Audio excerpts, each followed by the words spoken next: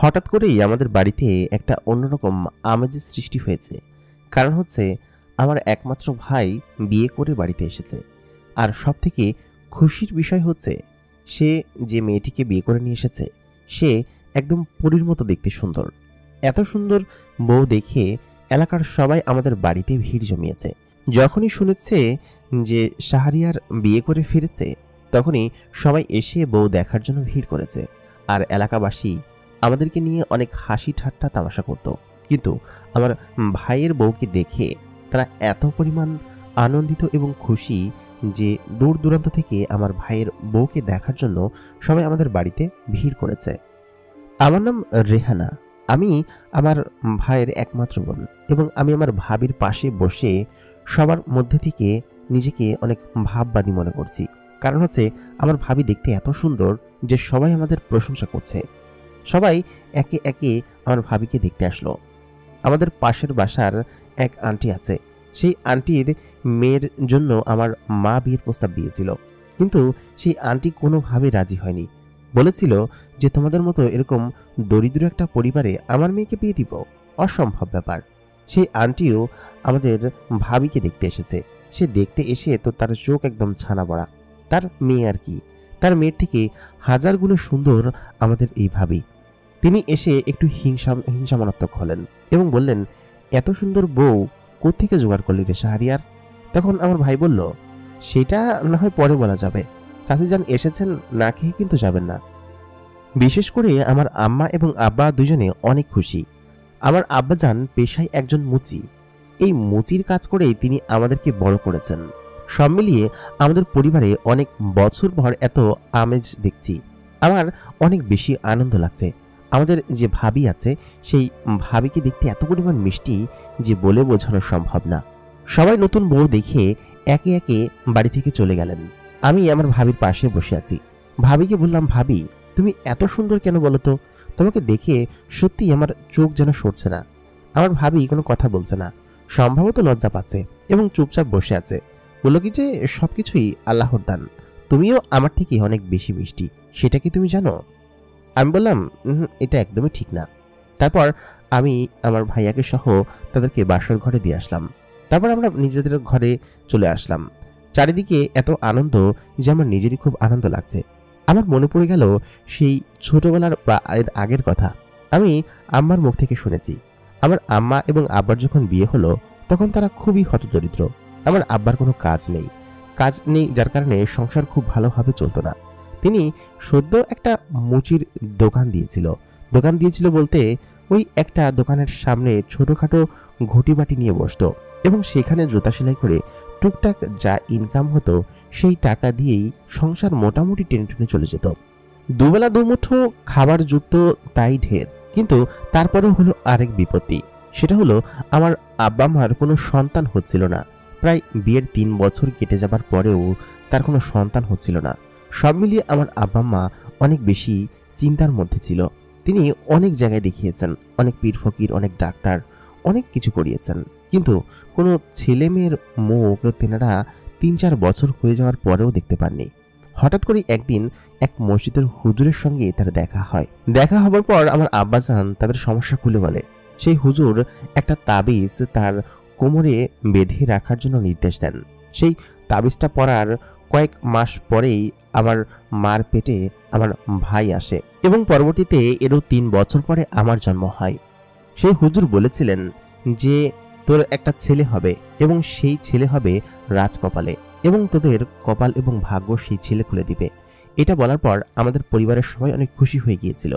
কিন্তু তারপরে থেকে অনেক অভাবগ্রস্ত এবং নানান ধরনের দুঃখ দুর্দশা দেখে আমরা বড় হয়েছি। এখনো আমাদের পরিবার হতদরিদ্র থেকে উঠতে পারেনি। হয়তো একটু উত্তরণ হয়েছে, আমরা হয়তো আগে থেকে একটু উপরের দিকে উঠেছি, একটু পরিবেশ ভালো হয়েছে, কিন্তু সেই গরিব লেভেলটা এখন পর্যন্ত আমাদের শরীরের উপর লেগে আছে। এটার কারণ আমার আম্মা আমার ভাইকে বিয়ে দেওয়ার জন্য অনেক মেয়ে দেখেছে, কিন্তু বেশিরভাগই নাকচ করে দেয় যে ছেলের পরিবার নিম্নবিত্ত এবং তার বাবা হচ্ছে মুচির কাজ করে। এসব দেখেই মূলত হচ্ছে আমাদেরকে কেউ মেয়ে দিতে চাইছিল না। কিন্তু আমার ভাই আজকে যে কাজটা করেছে, যে মেয়েকে বিয়ে করে নিয়ে এসেছে, সেটা একদম পরীর থেকেও সুন্দর। এত সুন্দরী মেয়েকে বিয়ে করার কারণে এলাকাবাসী সবাই একদম হকচকিয়ে গিয়েছে এবং চমকে গিয়েছে। বিশেষ করে ওই আন্টিটি, যার মেয়ের জন্য কিনা আমার আম্মা বলেছিল তার মেয়েকে আমার পুত্রের বধূ করে নিয়ে আসবে, কিন্তু সেটা তো উনি হতে দেয়নি। কারণ হচ্ছে উনি বলেছিল এরকম গরিব ঘরে আমরা তো কোনো মেয়ে বিয়ে দিব না। যাই হোক, উনি এসে ওনার মুখের দিকে তাকানো যাচ্ছিল না। সব মিলিয়ে এসব ভাবতে ভাবতেই আমি যে কখন ঘুমিয়ে পড়লাম নিজেই জানি না। পরের দিন সকাল সকাল ঘুম থেকে উঠে দেখি আমার ভাবি রান্নাঘরে গিয়ে রান্না করছে এবং আম্মাকেও বলেনি। ভাবি এত পরিমাণ লক্ষ্মী যে বলে বোঝানো সম্ভব না। ভাবি যে শাড়িটা পরেছিল সেই শাড়িটা চেঞ্জ করে অন্য একটা শাড়ি পরে কোমরে কুচি বেঁধে সে রান্না করতে নেমে গিয়েছে এবং উঠে ফজরের নামাজ পড়েছে। তারপর রান্না করতে গিয়ে অনেকখানি রান্না করেও ফেলেছে। আম্মা তখন উঠে দেখে কি যে ভাবি রান্নাঘরে গিয়ে অলরেডি রান্না শুরু করে ফেলেছে। আম্মা কি বলে কি যে, আহা আর তুমি নতুন বউ তুমি কি করছো? এরকম করে কি নতুন বউরা কি রান্না করে নাকি? আর তোমাকে রান্না করতে হবে কিসের জন্য? তুমি পুরান হলেও তোমাকে রান্না করতে হবে না মা, আমি তো আছি। তারপর আমার ভাবি বললেন কি যে, না না মা, আমিই পারবো। আর এখন থেকে আমি এসেছি না, আপনাকে আর কোনো কষ্ট হতে দিব না, আমিই সমস্ত কিছু করবো। তারপর আমার ভাবি একে একে আমার আম্মাকে কোনো কিছুই করতে দিলেন না, নিজে থেকেই সমস্ত কিছু তৈরি করলেন। তারপর ডাইনিং টেবিলে খাবার দিলেন আমাদেরকে। আমার ভাইয়া মোটামুটি মনের একটা ভালো চাকরি করেন আর কি। তিনি কয়েকদিনের ছুটি নিয়েছেন, কারণ হচ্ছে বিয়ে করেছে সেটা তো অফিসে জানেই। সেই বেতন দিয়ে আমাদের মোটামুটি কায়দায় এখন ভালো মতো চলে যায়। আর আমি এবার ইন্টারমিডিয়েটে পড়ছি। সব মিলিয়ে আমাদের জীবনযাত্রা এখন ভালোই চলছে। তবে ভাবির এরকম গুণ সবকিছু দেখে আমরা সত্যি বিমোহিত হয়ে গেলাম। তারপর আমরা যখন সবাই খেতে বসলাম, ভাবি যা রান্না করেছে তা মুখে দেওয়ার সঙ্গে সঙ্গেই আমাদের মনে হলো যেন আমরা মুখের মধ্যে অমৃত পড়ে দিয়েছি। কারণ এত স্বাদের খাবার এবং এত চমৎকার রান্না, সব মিলিয়ে আমরা তো একদম অবাক। তারপর আমার আম্মা শাহরিয়ারকে জিজ্ঞেস করলো, তা হ্যাঁ শাহরিয়ার, তুই যে হঠাৎ করে বিয়ে করে নিয়ে আসবি সেটা তো আমাদেরকে জানাসনি। শাহরিয়ার তখন বলল, আম্মা জানাবো, একটু সবুর করো। আসলে এরকমটা ঘটে যাবে আমি নিজেও কল্পনা করিনি। কিরকমভাবে আচমকা ঘটে গেল সব মিলিয়ে আসলে আমি তোমাকে বলবো পরে, সমস্যা নেই। তারপর ভাবি সমস্ত কিছু গুছিয়ে ওইখান থেকে উঠিয়ে নিয়ে গেল, কারণ ততক্ষণে খাওয়া শেষ হয়ে গিয়েছে। কারণ ভাবি মনে হয় ইতস্তত করে একটু লজ্জা পেয়েছে যে কিভাবে তাদের বিয়ে হলো সেটা তার শ্বশুর শুনতে চেয়েছে, শাশুড়ি শুনতে চেয়েছে। সব মিলিয়ে তারা খেয়ে দিয়ে চলে গেল এবং ভাবি বলল কি যে, আচ্ছা ঠিক আছে আম্মা, আমি তাহলে নিজের ঘরে যাচ্ছি। তারপর তিনি নিজের ঘরে চলে গেলেন। তিনি সমস্ত কিছু আমার আম্মার কথা শুনেই করতেন এবং এত সুন্দর এবং মিষ্টি একটা বউ, যেটা দেখে সত্যিই এলাকাবাসীর সবাই হিংসা হতো। তারপর আমি এবং আমার আম্মা আমার ভাইয়াকে জিজ্ঞেস করলাম, ভাইয়া তুই ভাবিকে কোথায় পেলি বলতো? এত সুন্দর একটা মেয়ে, আসলে খুবই মিষ্টি দেখতে। শাহরিয়ার তখন বলল কি যে, আসলে ঘটনাটা ঘটেছে কি, আমি এবার যখন কাজে গেলাম তখন কাজ শেষ করতে করতে প্রায় বেশ খানিকটা রাত হয়ে গেল।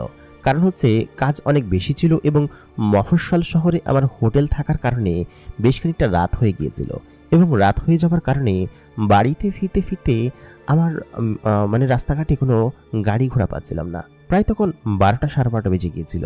আর তোরা তো জানিস যে আমি রাত্রেবেলা অনেক ভয় পাই। তো আমি লাইটটা জ্বালিয়ে খুব আস্তে আস্তে করে খুব সাবধানতার সঙ্গে দোয়া কুনুত এবং আয়াতুল কুরসি পড়তে পড়তে হোটেলের দিকে যাচ্ছিলাম। আর আশেপাশে তেমন কোনো মানুষজন ছিল না। মফস্বল শহর, তারপর আবার প্রায় গ্রামের সাইড, প্রায় সকলে ঘুমিয়ে পড়েছে। হঠাৎ করেই পেছন থেকে একদল মানুষ চিৎকার করতে করতে সামনের দিকে আসলো। আমি পেছন দিকে তাকিয়ে হকচকিয়ে গেলাম, কারণ হচ্ছে পেছনে দেখি বেশ কিছু মানুষ একটি মেয়েকে তাড়া করছে এবং সেই মেয়েটি বাঁচাও বাঁচাও বলে চিৎকার করতে করতে আমার দিকেই তেড়ে আসছে। তারপর সেই মেয়েটি আমার গায়ের উপর এসে পড়ে সেখানেই অজ্ঞান হয়ে গেল।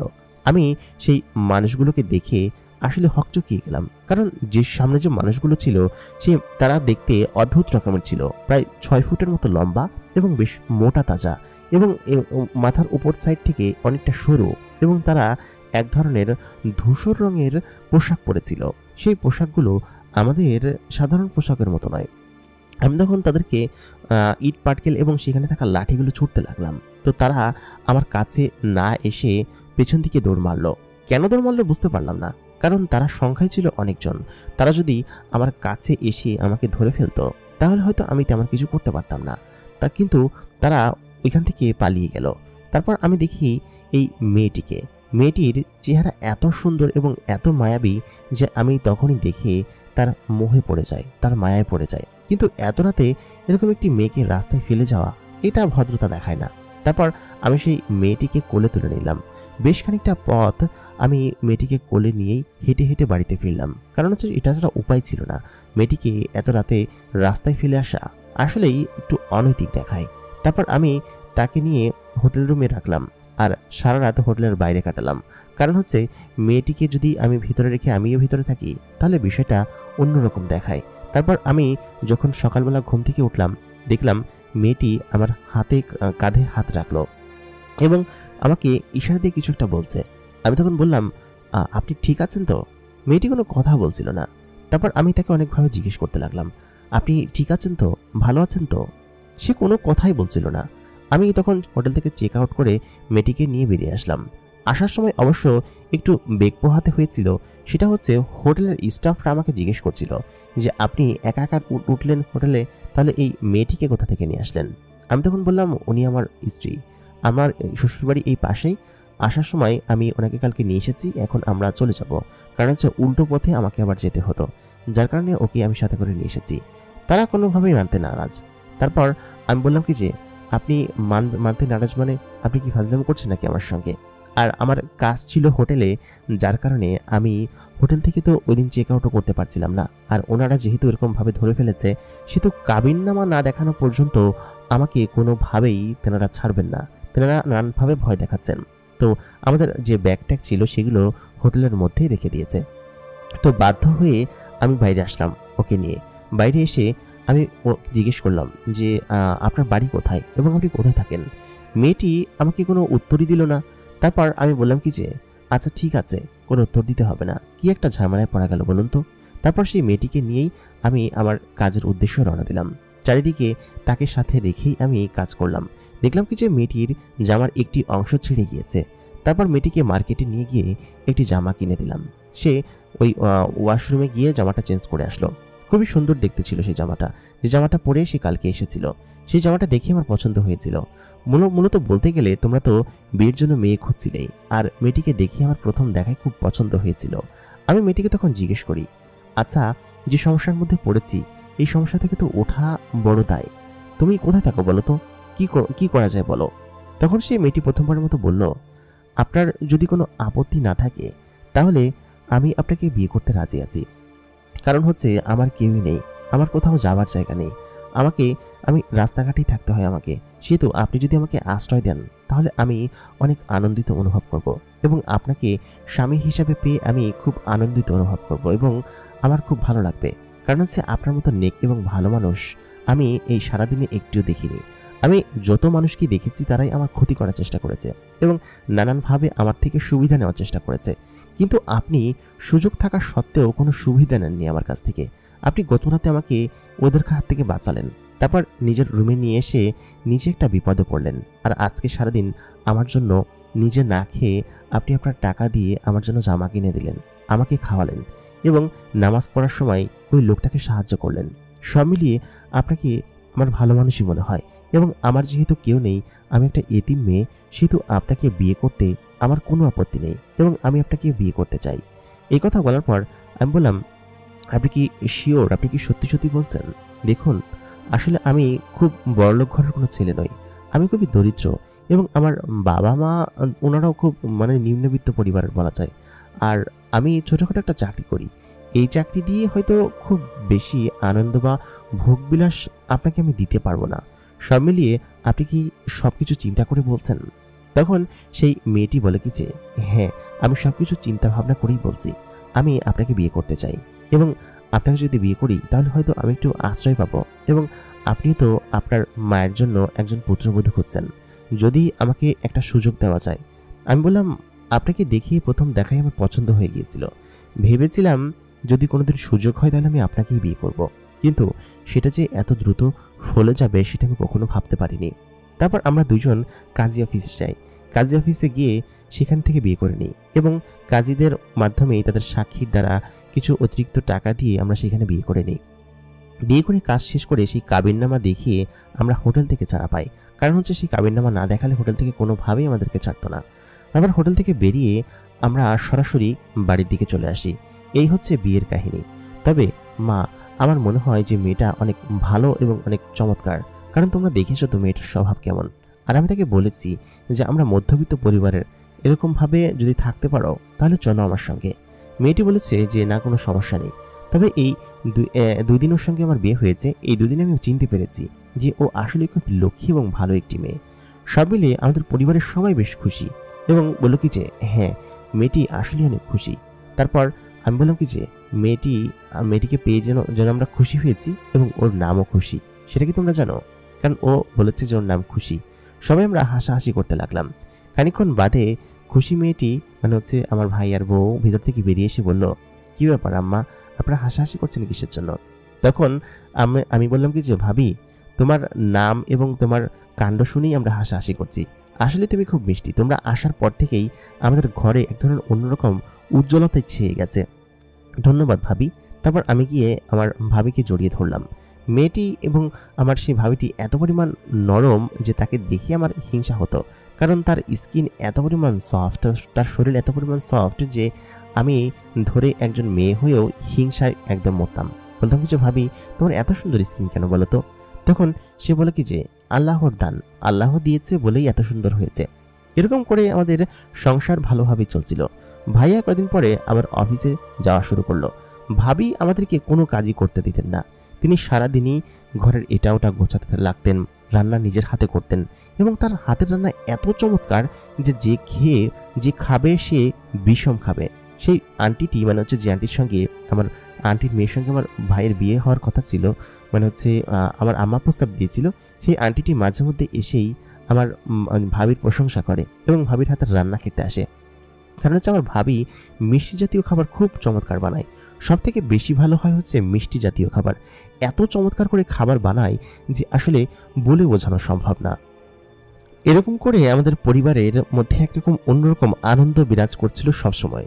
কিন্তু হঠাৎ করে এক সন্ধ্যার দিকে আমার চোখে একটা অদ্ভুত জিনিস পড়ল। সেটা হচ্ছে আমি দেখতে পেলাম একটা সাদা রঙের ধবধবে সাদা বিড়াল এবং তার গায়ে অনেক লোম দৌড়ে আমার ভাবির রুমে গেল। এবং ভাবির রুমে যাওয়ার পরে আমি যখন সেই বিড়ালটির পিছু পিছু গেলাম, কারণ দেখে মনে হচ্ছিল অনেক দামি একটা বিড়াল। যখন ভেতরে গেলাম, ভেতরে গিয়ে আমি সত্যি হকচকিয়ে গেলাম। দেখলাম কি যে ভেতরে ভাবি বসে আছে এবং এই ঘরের জানালা দিয়ে যে সেই বিড়ালটি বেরিয়ে যাবে সেটা তো অসম্ভব ব্যাপার। কারণ হচ্ছে জানালা দিয়ে বের হওয়ার জন্য ওরকম মোটা তাজা বিড়ালকে আরও চিকন হতে হবে। আমি তখন বললাম, ভাবি বিড়ালটা কোথায় গেল? কারণ বিড়ালটা ঢোকার ন্যানো সেকেন্ড পরেই আমি ঢুকেছি। সে যে অন্যদিকে যাবে, খাটের নিচে সব জায়গায় দেখতে লাগলাম, কিন্তু কোথাও সেই বিড়ালটাকে আমি দেখতে পেলাম না। আমার ভাবি বলল, কিসের বিড়াল? কোনো বিড়াল তো আসেনি এখানে। আমি তখন নিজের চোখ কচলে বললাম কি যে কেন একটা সুন্দরী বিদেশি বিড়ালকে ঘরের ভিতর ঢুকতে দেখলাম। তখন ভাবি বলল, হয়তো তোমার মনের ভুল, ওরকম কোনো কিছু না। তারপর আমি এবং ভাবি গল্প করতে লাগলাম। ভাবির সঙ্গে আমি বললাম, আচ্ছা ভাবি, তোমাদের বাড়িতে কে কে আছে এবং তুমি কোথায় থাকো? তোমাদের বাড়ি কোন গ্রামে? ভাবি তখন চুপ করে গেল। আমি তখন বুঝতে পারলাম যে ভাবির বাড়িতে মনে হয় কেউ নেই, সেহেতু আমি আর খুঁটিয়ে জিজ্ঞেস করতে গেলাম না। তারপর বললাম, ভাবি চলো আজকে আমরা ঘুরতে যাই, ঠিক আছে? তখন ভাবি বলল, ঠিক আছে, তোমাকে আমি সন্ধ্যার পরে ঘুরতে নিয়ে যাব। তোমার ভাইয়া তো আজকে দেরি করে আসবে বলেছে, 9টা-10টা বাজবে আসতে। আমি এবং তুমি সন্ধ্যার পরে বের হব, ঠিক আছে? তারপর সন্ধ্যা চলে আসলো। আমি এবং ভাবি দুজনে সেজেগুজে বাইরে বের হলাম। আমার ভাবিকে এলাকার সবাই দেখলেই একদম হা হয়ে তাকিয়ে থাকে, কারণ হচ্ছে এত সুন্দর বউ পেয়েছি, সেটা দেখিয়ে সবার তো হিংসা হবেই। তারপর আমি এবং ভাবি হাঁটতে হাঁটতে শহরের একদম শেষ মাথার দিকের যে ফুচকার দোকান আছে সেই ফুচকার দোকানে গেলাম। তারপর আমি 1 প্লেট ফুচকা অর্ডার দিলাম। আমার ভাবি ফুচকা দেখে বলে কি যে এগুলো কি জাতীয় খাবার, এই খাবার তো এর আগে কখনো খাইনি। তখন আমি বললাম কি যে আরে ভাবি, এগুলো ফুচকা, নাও খাও। ভাবির মুখে যখন দিলাম, ভাবি একদম নাক সিটকাতে শুরু করলো এবং তার হাঁচি আসতে শুরু করলো। সে অনেকটা অসুস্থ হয়ে পড়লো, কারণ এরকম খাবার নাকি সে জীবনে কোনোদিন খায়নি এবং তার কাছে নাকি এগুলো সম্পূর্ণ নতুন। একজন মেয়ে মানুষ হয়ে ফুচকা জীবনে কেউ খায়নি, এটা ভাবতে অসম্ভব রকমের লাগে। কারণ হচ্ছে এসব তো খুবই প্রিমিয়াম খাবার মেয়েদের জন্য, কিন্তু ভাবি খায়নি, এটা অন্যরকম লাগে। তাহলে কি ভাবি এই গ্রহেরই মানুষ না? এই গ্রহের মানুষ হলে তো অবশ্যই সে ফুচকা খাবে। তারপর ভাবিকে নিয়ে আমি বাড়িতে চলে আসলাম। ভাবি খানিকটা অসুস্থ হয়ে পড়লো। তারপর তাকে আমি নিজের ঘরে শুইয়ে দিয়ে নিজের ঘরে চলে আসলাম। এসে দেখি কি যে মা ভীষণ রকমের অসুস্থ এবং পরিবারের মধ্যে এক ধরনের অন্যরকম অসুস্থতা বিরাজমান করছে। খানিকক্ষণ বাদে ভাবি উঠে আসলো। মা এত পরিমাণ অসুস্থ যে বলে বোঝানো সম্ভব না। ভাবি আমার মায়ের কাছে এসে তার মাথায় হাত বুলিয়ে দিতে লাগলো। খানিকক্ষণ বাদে দেখলাম আমার মা দিব্যি হেঁটে চলে বেড়াচ্ছে। ভাবির কাহিনী কিছু বুঝতে পারছি না। সে ফুচকা খাচ্ছে না, এদিকে আবার মায়ের মাথায় হাত রাখার সঙ্গে সঙ্গেই মা একদম সুস্থ হয়ে গিয়েছে। সব মিলিয়ে কি হচ্ছে কিছুই বোঝা যাচ্ছে না।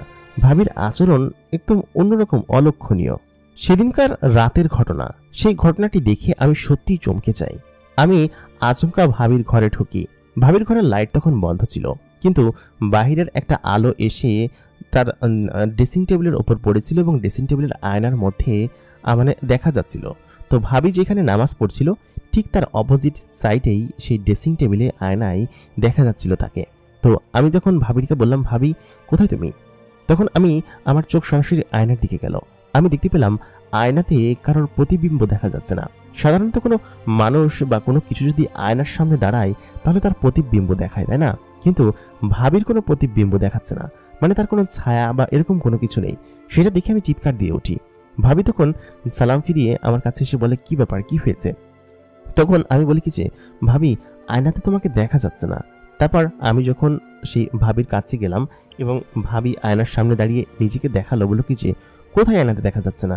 ওই যে দেখা যাচ্ছে, তুই আর তোর মন, দেখা যাচ্ছে তো। তারপর আমি বললাম, হ্যাঁ হয়তো ভুল কিছু দেখেছি। এর পরের দিনের ঘটনা, মানে এই ঘটনার ঠিক পরের দিনই হঠাৎ করেই মধ্যরাতে আমার ঘুম ভেঙে যায়। তখন রাত 1টা কি 2টা হবে। আমাদের ওয়াশরুমটা একদম ড্রয়িং রুমে ছিল এবং সেখানে যেতে হতো। আর ভাইয়ার রুমে একটা ওয়াশরুম ছিল, সেটা তারাই ব্যবহার করত। তো ওয়াশরুম থেকে বের হয়ে আমি দেখতে পেলাম একটা অন্যরকম ছায়া আর কি, মানে মানুষের মতো অববয় একটা ছায়া ভাবির রুম থেকে বেরিয়ে যাচ্ছে এবং বেরিয়ে জানালার দিকে যাচ্ছে। আমি সেটা দেখে চিৎকার করে উঠি। সেটা দেখে চিৎকার করে আমি যখন সেখানে অজ্ঞান হয়ে যাই, তখন মা এবং সবাই দৌড়ে আসে। আমি দেখলাম ভাবি ভাইয়ার পাশে দাঁড়িয়ে আছে। ভাবি বলল কি যে, কি ব্যাপার, কি হয়েছে? আমি তখন বললাম, এরকম একটা জিনিস দেখেছি। আসলে ভাবি এই বাড়িতে আসার পরেই সবকিছু কেমন যেন অলৌকিক ঘটছে, মানে অলৌকিক সব ব্যাপার স্যাপার ঘটছে। মানে সবকিছু ভালো হচ্ছে, কিন্তু মাঝে মধ্যেই অলৌকিক সমস্ত জিনিসপাতি আমি চারিদিকে দেখতে পাচ্ছি। সব মিলিয়ে আমার মানে নিজের মধ্যেই কোনো ভয় ঢুকেছে কিনা জানি না, তবে ভাবিকে দেখে আমার অদ্ভুত লাগে। কারণ সে স্বাভাবিক মানুষের মতো আচরণ করে না, মাঝে মধ্যেই সে কেমন যেন আচরণ করে এবং তার আচরণ এবং কথাবার্তার ধরন একদম পাল্টে যায়। সব মিলিয়ে আমার কেমন যেন লাগছিল। ভাবি বাড়িতে আসার পর থেকেই একে একে আমাদের বাড়িতে শুধুমাত্র সুখবরই প্রবেশ করছিল। আমার আব্বাজান তো সারা জীবন মুচির কাজই করে এসেছে, তিনি একটা সুখবর নিয়ে আসলেন। সেটা হচ্ছে, তিনি যেখানটায় বসতেন সেখানটায় তার আর নাকি বর্ষা লাগবে না। সে নাকি একটা দোকান নিয়েছে এবং সেই দোকানে এখন তিনি কাজ করবেন। এবং সেটা মুচির দোকান নয়, সেটা আগের থেকে উন্নত একটা মুদির দোকান এবং সেই মুদির দোকানটা খুবই অল্প ভাড়ায় তিনি সেটা পেয়ে যাচ্ছেন। মুচির কাজ করা থেকে মুদির দোকান চালানো অনেক সহজ এবং অনেক লাভজনক। তারপর আমার আব্বাজান তার গচ্ছিত কিছু টাকা দিয়ে তিনি সেটাই করলেন এবং তার ঘরের সামনে, মানে তার যেখানে তিনি মুচির কাজ করতেন সেই মুচির কাজের সেই সমস্ত কিছু গুছিয়ে তার দোকানের সামনে আরেকটা মুচির দোকান বসালেন এবং একজন কর্মচারী রেখে দিলেন মুচির কাজ করানোর জন্য। মোটামুটি কায়দায় তিনি ওইখানে দোকানও সামলাতেন, আবার সেই মুচির কাজের ওই ব্যবসাও সামলাতেন। সব মিলিয়ে আমাদের ব্যবসা কয়েক মাসের মধ্যেই বেড়ে গেল। তারপর আমার ভাইয়া একদিন মিষ্টি নিয়ে ঘরে প্রবেশ করেছে। তিনি বললেন তার নাকি প্রমোশন হয়েছে এবং ভালো বেতনে, প্রায় অনেকটা ডাবল বেতন হয়ে গিয়েছে এবং 2-3 ধাপ প্রমোশন হয়েছে। এটা ভেবে আমরা সকলেই এত পরিমাণ খুশি হয়ে গেলাম। তারপর সবকিছুই আমার ভাবির জন্য হয়েছে এমনটাই আমরা ভাবি। কারণ হচ্ছে, ভাবি এই বাড়িতে পা দেওয়ার পর থেকেই আমাদের সবকিছু কেমন যেন পরিবর্তন হতে শুরু করলো। আমরা নিম্ন মধ্যবিত্ত থেকে আস্তে আস্তে উচ্চ বিত্ততে উঠে গেলাম। কয়েকদিন পরে শুনতে পেলাম আমার ভাবি নাকি অন্তঃসত্ত্বা, তার নাকি সন্তান হবে। এইটা শুনে তো আমাদের পরিবারের সবাই আরো বেশি আনন্দিত হয়ে গেল, কারণ পরিবারের নতুন মেহমান আসতে চলেছে। এর থেকে আনন্দের আর কি বা হতে পারে। আমরা আশেপাশের আত্মীয় স্বজনদের সবাইকে ডেকে তাদেরকে মিলাদের মধ্যে একটা অনুষ্ঠান করেই খাইয়ে দিলাম এবং সবাই অনেক খুশি ছিল, কারণ হচ্ছে এই পরিবারে একটা সন্তান আসতে চলেছে। এর থেকে আনন্দের বিষয় তো আর কিছু হতেই পারে না। ভাবি আমাদের বাড়িতে এসেছে প্রায় 1 বছরের কাছাকাছি হয়ে গেল। এর মধ্যে এরকম সমস্ত সব সুখবর একের পর এক আসতে লাগলো। তারপর সব মিলিয়ে সর্বশেষ যে সুখবরটি আসলো সেটা হলো আমার জন্য বিয়ের প্রস্তাব। আমি যে এই বাড়ি থেকে এরকমভাবে চলে যাব সেটা কখনোই ভাবতে পারিনি। রাস্তার মধ্যে কোনো এক বড়লোকের ছেলেকে নাকি আমাকে দেখে পছন্দ হয়েছে এবং সেই ছেলে আমাকে ছাড়া কাউকে বিয়ে করবে না। তার বাবা মা সমেত আমাদের বাড়িতে আসলো আমাকে দেখতে এবং আমাকে দেখতে এসে তারা পছন্দ করে আংটি পরিয়ে গেল। সব মিলিয়ে যে সবকিছু এত দ্রুত ঘটে যাবে কখনোই কল্পনা করিনি। তারা নাকি আমাকে পছন্দ করেছে, আমাকে বিয়ে করবে বলে। এবং সব মিলিয়ে আমাদের পরিবারের সকলেই প্রথমে রাজি ছিল না, কারণ এত বড় পরিবারে তারা বিয়ে দিবে। সবকিছু মিলিয়ে তারা একটু ইতস্তত বোধ করছিল। কিন্তু আমার যে শ্বশুরবাড়ির লোকজন ছিল তারা বেশ ভালো মানুষ ছিলেন, ঠিক আমার ভাইয়ের মতো একজন ভালো মানুষ। এবং তারপর সকলের সম্মতিতে এর কয়েকদিন পরে আমার বিয়ে হলো। বিয়ে হওয়ার পরে আমি তো চলে গেলাম শ্বশুরবাড়ি। শ্বশুরবাড়ি যাওয়ার পর আমার সবকিছু কেমন যেন অন্যরকম লাগছিল, কারণ একটা গোছানো পরিবার রেখে এসেছি। আমার খুব মন খারাপ ছিল। আমার হাজব্যান্ড আমাকে খুবই যত্নশীল এবং আদর করত, যার কারণে সেই অভাবটা আমার কয়েকদিনের ভেতরেই পূরণ হয়ে গেল। বিয়ে হবার কয়েকদিন পরে, মানে 3-4 সপ্তাহ পরে, মানে আমি তো বাড়িতে গিয়েছিলাম, তারপর 3-4 সপ্তাহ পরে আমার বাবার বাড়ি থেকে একটা ফোন আসলো। ফোনে বললো কি যে আমার ভাইয়ের নাকি একটা ফুটফুটে কন্যা সন্তান হয়েছে। আমরা যখন তাকে দেখার জন্য হাসপাতালে গেলাম, দেখলাম কি যে একদম অপ্সরার মতো সুন্দর একটা সন্তান হয়েছে। তাকে দেখে মানে বোঝার উপায় নেই যে সে কোনো মানুষের সন্তান। এত সুন্দর সন্তান কারো হতে পারে, একদম ভাবির মতো দেখতে হয়েছে। তারপর তাকে নিয়ে আমরা সকলে বেশ খুশি ছিলাম এবং সকলে বেশ আনন্দিত ছিলাম। এত পরিমাণ আনন্দিত ছিলাম যে আমাদের আর কোনো কিছু বলার ভাষা ছিল না। তারপর আমি আমার হাজব্যান্ডকে বলে আমার বাবার বাড়ি চলে যাই কয়েকদিনের জন্য। কারণ হচ্ছে আমার এরকম একটা ভাতিজি হয়েছে, সেই ভাতিজির কাছে যদি আমি না যাই তাহলে বিষয়টা কেমন দেখায় না। আমি সঙ্গে সঙ্গেই চলে গেলাম। ওকে নিয়ে সারাদিন আমি কোলে বসে থাকতাম, কারণ ও দেখতে এত সুন্দর ছিল, এত মায়াবী ছিল যে কিউটনেস দেখে কেউ ওদেরকে কোল থেকে নামাতে পারবে না। প্রায় 2-3 মাস আমি আমার বাবার বাড়িতেই কাটালাম, কারণ হচ্ছে আমার ওই ছোট্ট শিশুটিকে সারাদিন কোলে নিয়ে বসে থাকতে ভালো লাগতো। ভাবি বলতো, আরে দাও ওকে, দুধ খাওয়াতে হবে তো। ও কান্না করতো, তারপর আমি নিজের কাছে রেখে দিতাম, বলতাম কি যে ওকে আমি ছাড়বো না, কিন্তু ভাবি জোর করে নিয়ে যেত। সব মিলিয়ে আমাদের পরিবারটা এত পরিমাণ আনন্দ উল্লাসের মধ্যে দিয়ে যাচ্ছিল। কিন্তু ওই যে বলে না, কপালের সুখ সয় না। হঠাৎ করেই আমাদের দরজায় একটা টোকা পড়লো। আমার ভাইয়া গিয়ে দরজা খুললো। তখন আমি বাবুকে নিয়ে ড্রয়িং রুমে বসে আছি, আর ভাবি তখন রান্নাঘরের পাশে বসে তরকারি করছে, আর আম্মা সবাই টিভি দেখছে। তখন দরজায় টোকা পড়লো। তখন রাত প্রায় 8:30 কি 9টা হবে। টোকা পড়ার সাথে সাথেই আমার ভাই গিয়ে দরজা খুললো। দেখলো ফকির মতো কোনো একটা লোক আমাদের দরজার সামনে এসে দাঁড়িয়ে আছে এবং তিনি বললেন কি যে আমি কি ভেতরে আসতে পারি? তখন আমার ভাইয়া বলল কি যে কিন্তু কেন, আপনি কে? তখন তিনি বললেন যে ভেতরে আসলেই বুঝতে পারবেন। তাও সেই লোকটিকে দেখে আমার ভাবি ভূত দেখার মতো চমকে সেখান থেকে দৌড়ে বেরিয়ে গেল এবং নিজের রুমে চলে গেল। বিষয়টা কিছু বুঝতে পারলাম না। তখন সেই লোকটা বলল কি যে আমি একটু কথা আছে আপনার সঙ্গে। আমি তখন বললাম, কথা আছে, কিন্তু আপনি কে? আপনাকে তো চিনতে পারলাম না। তখন সেই লোকটি বলল, চিনতে পারবেন, চলুন ভেতরে চলুন। তারপর সেই লোকটিকে এনে ভেতরে বসালাম। আম্মা এবং আমাকে ভাইয়া ভেতরে পাঠিয়ে দিল এবং আব্বা তখন ড্রয়িং রুমে বসেছিল। আমি তখন জিজ্ঞেস করলাম যে আপনি কি বলুন তো, আসলে চিনতে পারছি না আপনাকে। তখন সেই লোকটি বললেন কি যে চিনতে পারবেন, তবে আজকে তাহলে আমি আসি। তিনি কোনো কিছু না বলে সেখান থেকে চলে যাচ্ছিলেন। আমি বললাম, বিষয়টা বুঝতে পারলাম না, আপনি কেনই বা আসলেন বা কি, আর কেনই বা চলে যাচ্ছেন, কিছুই তো বুঝতে পারছি না। তখন সেই লোকটি বললেন কি যে আমি আপনার সঙ্গে একান্তে কথা বলতে চাই, আপনি কি একটু বাইরে আসতে পারবেন? আমি তখন বললাম কি যে ঠিক আছে, সমস্যা নেই, কিন্তু তারপর আমি তার সঙ্গে বাইরে বেরিয়ে গেলাম। আমার সন্তান যে ছিল, মানে হচ্ছে আমার ভাইয়ের যে সন্তান, সেই ভাইয়ের সন্তানটি উনি হচ্ছে গিয়ে ওই বিছানার উপর শুয়েছিল, সেই ছেলেটিকে সে কোলে তুলে নিল। সবকিছু কেমন যেন আমার কাছে অন্যরকম লাগছিল।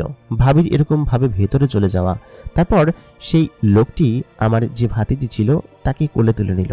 কোলে তুলে নিয়ে তাকে কপালে একটা চুমু খেলো। চুমু খাওয়ার পর তাকে সেখানে রেখে আমার ভাইয়ের হাত ধরে তিনি বেরিয়ে গেলেন। বাইরে এসে সেই লোকটি বললেন কি যে আমি কে সেটা কি তুমি জানো?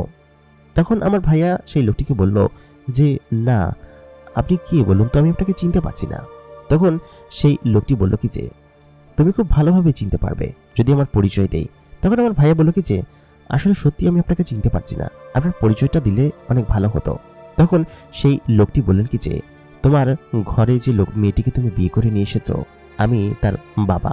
এই কথা বলার পর আমার ভাইয়ার মাথায় তো একদম আকাশ ভেঙে পড়ল। কারণ হচ্ছে বাবা, ও তো বলেছিল ওর কোনো বাবা মা নেই, ও একদম এতিম, ওর যাবার কোনো জায়গা নেই। তাহলে ও মিথ্যা কথা কেন বলল? এখন কি মিথ্যা কথা বলছে সেটা তো আমি বুঝতে পারছি না। তখন সেই লোকটি বলল কি যে, তুমি গিয়ে তোমার স্ত্রীর কাছে জিজ্ঞেস করো কে মিথ্যা কথা বলছে, আর ওই যে ঘরে যে সন্তানটি, ওইটা কি তোমাদের সন্তান? তখন সেই লোকটিকে আমার ভাইয়া বলল কি যে, হ্যাঁ আমাদের সন্তান। কেন বলুন তো? আর আমি বুঝতে পারছি না। তখন সেই লোকটি সামনে থেকে একদম উধাও হয়ে গেল। মানে আমি পেছন দিকে একটু ফিরেছি, ঘর থেকে আমার আব্বা আমাকে ডাকছিল আর কি। তখন আমি পেছন দিকে ফিরেছি, সামনে দিকে তাকিয়ে দেখি সেই লোকটা সেখানে নেই। আমার তো মাথায় কিছু ঢুকছে না। যখন আমি দেখলাম সেই লোকটিকে, দেখে আমার স্ত্রী খুশি, সে ঘরের ভিতরে দৌড়ে চলে গেল। আবার সেই লোকটি বলছে সে নাকি ওই মেয়েটির বাবা, মানে আমার স্ত্রীর বাবা। সব মিলিয়ে আমার কাছে মানে সবকিছু গুলিয়ে যাচ্ছে। কি ব্যাপার হতে পারে সেটাই বুঝতে পারছি না। তারপর আমি ঘরে চলে গেলাম।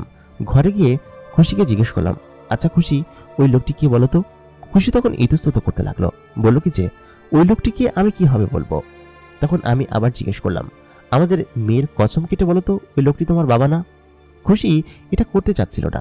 তখন খুশি বলল কি যে, আমি এটা বলতে পারবো না। তারপর খুশির সঙ্গে আমার ভাইয়ার খানিকটা ঝগড়া হলো। বলল কি যে, তুমি মিথ্যা কথা কেন বলেছ, এবং এটা কিসের জন্য? খুশি কোনো কথা বলছিল না। তখন খুশি এবং ভাইয়া একে অন্যের চেহারা না দেখেই অন্যদিকে ঘুরে ঘুমিয়ে পড়ল। ভাবি তখন পিচ্চিকে আমার কাছে দিয়ে গেল, বলল কি যে, ওকে রাখো তো একটু। পিচ্চি সারা রাত আমার কাছে ছিল। তাদের মধ্যে যে মনোমালিন্য হয়েছে, এবং এই প্রথম এরকম ঝগড়া হতে এর আগে আমি কখনো দেখিনি। তাদের মধ্যে কি হয়েছে কিছুই বুঝতে পারছিলাম না। কারণ হচ্ছে ওই লোকটা আসার পর থেকেই ভাইয়া এবং ভাবির মধ্যে অন্যরকম একটা মনোমালিন্য চলছিল। আমি ভাবিকে জিজ্ঞেস করলাম পরের দিন সকালে, ভাবি কি হয়েছে বলো তো? এরকম করে তোমরা ঝগড়া করলে কিসের জন্য? কি হয়েছে? ভাবি তখন কোনো কিছু বলছিল না। ভাবি একদম চুপচাপ ছিল, চুপচাপ নিজের কাজ করছিল। ওই দিন মধ্য দুপুরে তখন দরজায় আবার টোকা পড়লো। আমি তখন দরজাটা খুললাম। দরজা খুলে দেখি সেই বৃদ্ধ এবং ফকিরের মতো দেখতে লোকটি আমাদের দরজার বাইরে দাঁড়িয়ে আছে। আমি তখন সেই লোকটিকে জিজ্ঞেস করলাম, আপনি কে বলুন তো? আপনি আসার সঙ্গে সঙ্গেই কালকে আমাদের বাড়িতে ঝগড়া লেগেছে, আপনি কে সেটা বলুন তো? তারপর আমি যখন তার মুখ থেকে শুনলাম যে উনি নাকি খুশি ভাবির বাবা, এটা শুনে আমরা সত্যি সবাই হকচকিয়ে গেলাম। কারণ খুশি ভাবি তো কোনো বাবা মা ছিল না, তিনি নাকি এতিম ছিলেন। অবশ্যই এই কথাগুলো আমার আব্বা মা শুনতে পায়নি। যদি শুনতে পেত তাহলে হয়তো কেলেঙ্কারি বেঁধে যেত। আমি তখন বললাম, আপনি সত্যি কথা বলছেন তো নাকি? তখন আমি ভাবিকে ডাকলাম, ভাবি, ভাবি আসো তো এদিকে। ভাবি বাইরে এসে সত্যি হকচকিয়ে গেল এবং মাথা নিচু হয়ে গেল। তখন আমি বুঝতে পারলাম যে সত্যি সত্যি এটা ভাবির বাবা। আমি তখন বললাম যে, আমি বলতে গেলাম মানে সামনের দিকে দরজার দিকে তাকাবো, দেখলাম সেই লোকটি সেখানে নেই, গায়েব হয়ে গেছে সেকেন্ডের মধ্যে। আমার মাথায় কিছুই ঢুকছে না। তখন আমি ভাবিকে বললাম, ভাবি তুমি এরকম মিথ্যা কথা কেন বললে? তুমি তো সত্যি কথাই বলতে পারতে। তোমার বাবা তোমাকে নিতে এসেছে, তোমার বাবা জানলো কিভাবে যে তুমি এখানে থাকো, আর এরকম ভাবে আচরণ করছে কিসের জন্য? উনি তো চাইলে সবাইকে বলতেই পারে, কিন্তু এরকম ভাবে লুকিয়ে লুকিয়ে। তখন ভাবি বলল কি যে, আমি এসব কথা কিছুই বলতে পারবো না, আমাকে ক্ষমা করো। তারপর তিনি নিজের রুমে চলে গেলেন, বাচ্চাকে নিয়ে, মানে আমার ভাতিজিকে নিয়ে নিজের রুমে গিয়ে দরজা বন্ধ করে দিলেন। আমি সবকিছু মিলিয়ে কোনো হিসাব মিলাতে পারছিলাম না। সন্ধ্যার পরে আমার ভাইয়া যখন অফিস থেকে বাড়িতে ফিরল, ভাইয়ের সঙ্গে নাকি রাস্তায় সেই লোকটির দেখা হয়েছিল, এবং সেই লোকটি বলেছিল যে, দেখো তুমি ঘরে যে মেয়েটিকে বিয়ে করে নিয়ে এসেছো, সে আসলে কোনো মানুষ জাতি না। এই কথা শুনে আমার ভাইয়া বলল কি যে, আপনি কি আমার সঙ্গে মজা করছেন নাকি? আপনি কি বলতে চাচ্ছেন বলুন তো? তখন সেই লোকটি বলল কি যে, তুমি যাকে বিয়ে করেছো সে হচ্ছে আমার মেয়ে, এবং আমি একজন জিন। এই কথা শুনে আমার ভাইয়া একদম 2 পা পেছনে সরে গেল। কারণ হচ্ছে সে একজন জিন মানে, আর জিনের মেয়ে মানে। তখন আমার ভাইয়া বলল কি যে, আপনি কি আমার সঙ্গে মজা করছেন নাকি? আপনি একটা জিন কিভাবে? সত্যি অনেক বেশি মজা করে ফেলেছেন। আপনি সবকিছু ক্লেম করছেন। আপনি কি বলতে পারবেন আপনার মেয়ের সামনে এসে যে সে আপনার মেয়ে? আপনি তো তার সামনেই যেতে পারছেন না, তাহলে আপনি বলবেন কিভাবে? তখন সেই লোকটি বলল কি যে, দেখো বাবা, আমি তোমাকে সমস্ত ঘটনা খুলে বলছি। এরপরে যদি তুমি তোমার স্ত্রীকে জিজ্ঞেস করে বের না করতে পারো, তাহলে আমি আর কিছু বলছি না। তখন সেই লোকটি বলল কি যে, যে আমি আমার মেয়েকে বকাঝকা করে বাড়ি থেকে অনেকটা বের করেই দিয়েছিলাম আর কি, মানে বকাঝকা করেছিলাম রাগবাগ করে। তারপর সে বাড়ি থেকে বেরিয়ে যে কোন দিকে গেল কিছুই বুঝতে পারলাম না। তারপর হঠাৎ করেই একদিন আমাকে একজন লোক বলল কি যে তোমার মেয়ে নাকি অমুক বাড়িতে অমুক মানুষের সঙ্গে সংসার করছে। সেটা দেখে আমি আমার মেয়েকে প্রায় 1-1.5 বছর ধরে খুঁজছি, কিন্তু কোথাও পাচ্ছিলাম না। হঠাৎ করে সেই জিনটি যখন বলল যে মেয়েটি তোমাদের বাড়িতে আছে, তখন আমি তোমাদের এখানে ছুটে আসি আমার মেয়েকে দেখার জন্য। আমি কিন্তু বাবা তোমার মেয়েকে নিতে তোমার বউকে নিতে আসিনি, আমি শুধুমাত্র আমার মেয়েটিকে দেখতে এসেছি যে সে ভালো আছে কিনা। তারপর আমি তার সামনের দিকে যেতে পারছিলাম না, কারণ হচ্ছে সে আমাকে যদি মাফ না করে আমি তাকে অনেক বাজেভাবে বকাঝকা করেছিলাম এবং মারধর করেছিলাম। তারপর বলেছিলাম যে আমার বাড়ি থেকে বেরিয়ে যা তুই। সেই যে বের হলো, আর কোনো খোঁজ নেই। অনেক খোঁজ খবর করেছি, আমার মেয়েটাকে শুধুমাত্র দেখার জন্য এসেছি। তুমি তোমার স্ত্রীর কাছে গিয়ে জিজ্ঞেস করো যে সেটা সত্য কিনা। তারপর আমার ভাইয়া বাড়িতে এসে আমার ভাবিকে হাত ধরে নিয়ে নিজের রুমে চলে গেল।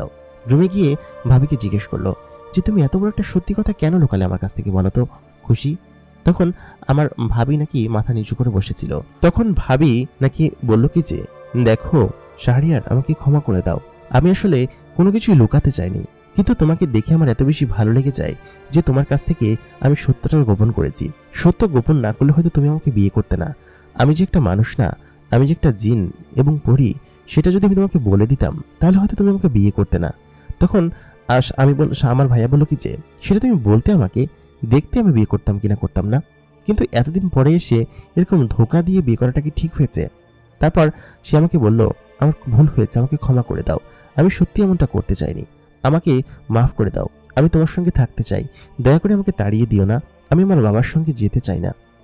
তখন শাহরিয়ার মানে আমার ভাইয়া বলল কি যে তোমার ভুলের তো কোনো ক্ষমা নেই। তারপর সে বলল কি যে আমাকে মাফ করে দাও এবং আমার ভাইয়ার পা জড়িয়ে ধরলো, বলল কি যে দেখো শাহরিয়ার, তুমি অনেক ভালো মনের মানুষ, আমি তোমাকে এই জন্যই নিজের করে পেতে চেয়েছি এবং এটা কি আমার অপরাধ? ভালোবাসার মানুষকে নিজের করে পেতে চাওয়াটাও তো কোনো অপরাধ হতে পারে না, তাই না? তখন আমার ভাইয়া বলল কি যে ওঠো খুশি, তুমি অনেক খারাপ একটা কাজ করেছো, আর সব থেকে খারাপ কাজ হয়েছে তোমার সঙ্গে। তখন খুশি বলল কি বুঝতে পারছি না। তখন আমার ভাইয়া খুশিকে উঠিয়ে ধরলো আর কি, আমার ভাবিকে ধরে বলল কি যে তুমি যে এত পরিমাণ কষ্ট সহ্য করে এই মানুষের দুনিয়ায় চলে এসেছো, সেটা ভেবেই তো আমার খারাপ লাগার কথা। তোমার উপর আমি কোনো দোষ দিচ্ছি না, এবং তোমার বাবা যে তোমাকে বাড়ি থেকে এরকম বকাঝকা করে বের করে দিয়েছিল, সেটাই তো তোমার মনে দাগ কেটে যাওয়ার কথা। তারপর আমার ভাইয়া ভাবিকে জড়িয়ে ধরলো, বলল কি যে দেখো খুশি, তুমি মিথ্যা কথা বলেছো সেটা আমি মেনে নিচ্ছি, কিন্তু তোমার মনে যে এত দুঃখ কষ্ট চাপিয়ে এখন পর্যন্ত আমার সঙ্গে সংসার করে যাচ্ছ, সেটা আমাকে কেন জানানোই বলো তো? তুমি বলতে পারতে আমাকে তোমার বাবা এসেছে, সেটা তুমি দেখেছো তাই না?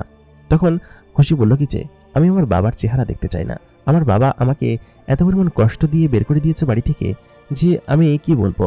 আর আমার বাড়িতে মূলত আমার আপন মা নেই, আমার সৎ মা রয়েছে। আমার সৎ মা পান থেকে চুন খসলেই আমাকে নানানভাবে বকাঝকা এবং মারধর করতে শুরু করে। সেই দুঃখেই আমার বাবা একদিন আমাকে না বুঝিয়ে আমার সৎমার কথা শুনে আমাকে বকাঝকা করে বাড়ি থেকে তাড়িয়ে দিল, এবং সেই বাড়িতে আমি তো আর ফিরে যাব না, আমি কোনোদিনই যাব না। তখন আমার ভাইয়া বলল কি যে না, তোমার আর যেতে হবে না, তুমি এখানেই থাকবে এবং সারা জীবন আমার সঙ্গে থাকবে খুশি। আমি তোমাকে সত্যি অনেক ভালোবাসি, এবং তোমার এই দুঃখ দুর্দশা এবং এরকম বাজে পরিস্থিতির কথা শোনার পরে এখন তো আমি তোমাকে আমার কলিজা ছিঁড়ে গেলেও যেতে দিব না।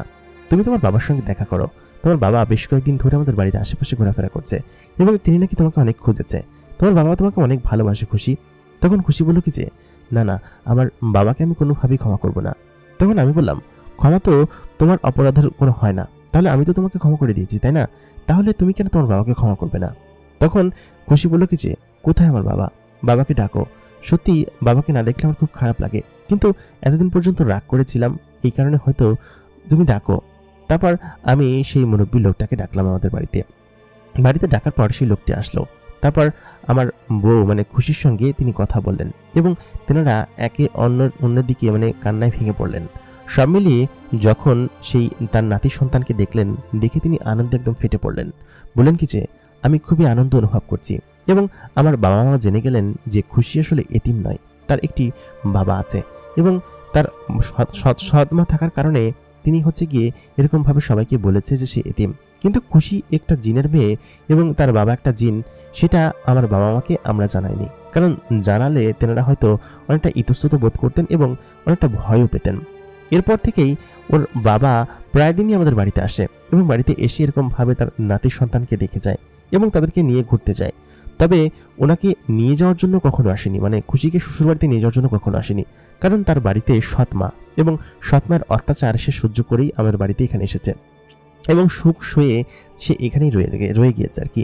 খুশি আসার পর থেকে আমাদের বাড়িতে অনেক বেশি আনন্দ এবং উল্লাস, অনেক বেশি দুঃখ দুর্দশা দূর হয়ে আনন্দের একটা ঝলক চলে এসেছে এবং তারপর থেকেই আমি এরকমভাবে খুশির সঙ্গে সংসার করে যাচ্ছি এবং আমার ভাইয়া এবং আমার ভাইয়ার পরিবার এত পরিমাণ সমাধিত এবং সুন্দরভাবে গড়ে উঠেছে যে মাঝে মধ্যে আমার দেখলেই আমার খুব মায়া লাগে তাদের প্রতি। আমি মাঝে মধ্যেই আমার বাপের বাড়ি যাই শুধুমাত্র খুশি ভাবি এবং আমার সেই ভাতিজিকে দেখার জন্য। অনেক দূর দূরান্ত হলেও মানে আমি মিস করি না সেখানে যাওয়ার জন্য। তো এই ছিল হচ্ছে আমাদের পরিবারের ঘটনা। আশা করি আমাদের ঘটনাটি আপনাদের কাছে ভালো লেগেছে। প্রিয় দর্শক, আমাদের আজকের ঘটনাটি আপনাদের কাছে কেমন লাগলো কমেন্ট করে জানাতে ভুলবেন না। আপনাদের জীবনের কার্যক্ষেত্রে যদি এরকম ঘটনা ঘটে থাকে আমাদেরকে ইমেল করে জানাতে পারেন। আমাদের ইমেল অ্যাড্রেস এই ভিডিও ডিসক্রিপশনে দেওয়া থাকবে। যে কোনো ধরনের ভূতের গল্প, জিন পরীর গল্প, যে কোনো ধরনের ভৌতিক অভিজ্ঞতা আমাদের সঙ্গে শেয়ার করতে পারেন। আমাদের ইমেল অ্যাড্রেস এই ভিডিও ডিসক্রিপশনে পেয়ে যাবেন। দেখা হবে পরবর্তী এপিসোডে। এতক্ষণ কণ্ঠে আমি আর যে ইমরান আপনাদের সঙ্গে ছিলাম এবং আপনারা দেখছেন দ্য মেগা বক্স।